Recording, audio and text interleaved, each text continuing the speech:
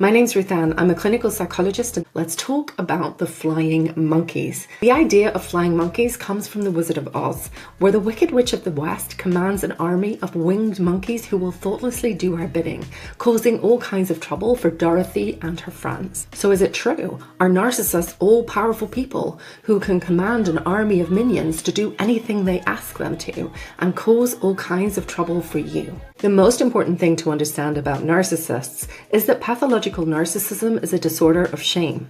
It's largely based in the idea that unless I'm someone who's really spectacular, wonderful, and amazing and perfect in every way, and admired and powerful, then I'm worthless and nothing. And so any kind of conflict is a real source of threat to the narcissistic person. Conflict may highlight flaws or inadequacies. It may represent other people being annoyed at them and making negative judgments about their character. It may leave them feeling out of control, devalued, and attacked. And that leads to shame.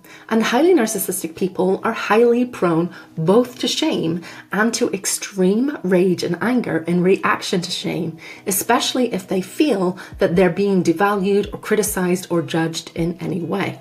Now, when any of us are angry, we tend to view the situation and the other people involved through the lens of our anger. And if we talk to other people, we'll tend to communicate a rather one-sided perspective on the situation. And this narcissistic rage can be really understood as a way of defending themselves from having to acknowledge or from other people seeing any negative contribution that they may have made to the conflict or anything negative about them or their character.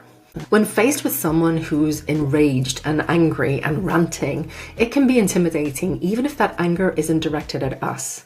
And many of us intuitively know that if you can't get away from that person, that the safest thing to do is to validate where they're coming from, because that likely calms them down.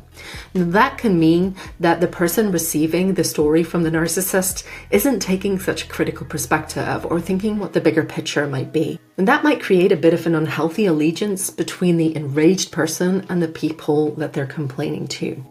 While some people may truly believe the version of events that the narcissistic person is telling them, others may choose to side with the narcissistic person, or at the very least not challenge them, even when they know that the allegations being made and what's being said is at best an exaggeration of reality.